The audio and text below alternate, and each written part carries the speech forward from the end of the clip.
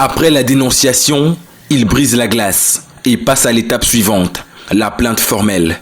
Des avocats sont sollicités pour la défense. Effectivement, les gens nous ont saisis, mais pas à la mesure du nombre de personnes qui dénoncent. Parce que l'idéal, dans ce cas, pour que les choses puissent véritablement être appréciées, il était bon qu'on ait une masse critique de personnes qui parlent. Mais voyez-vous, on est dans un phénomène où, pendant que les gens dénoncent, les gens en même temps craignent de pouvoir être identifiés.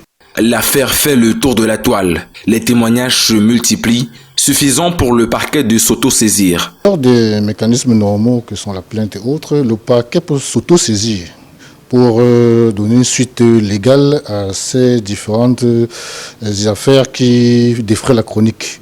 Donc le parquet peut s'autosaisir et ouvrir une enquête. Et ce n'est pas tout.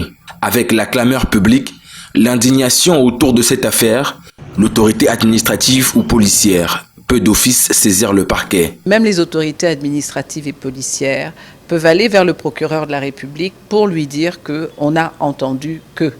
C'est pour ça qu'on parlait de clameur, mais qui peut être relayé soit par la dénonciation, soit par la plainte, et pour revenir également par toutes les autorités qui ont eu vent de ce qui se passe. Or, vous avez suivi sur les réseaux sociaux de multiples plaintes.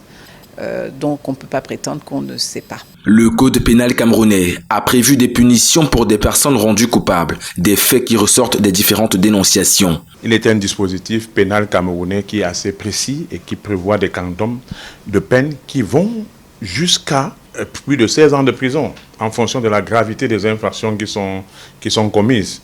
En attendant la saisine des tribunaux, le collectif d'avocats travaille déjà sur les premiers dossiers reçus.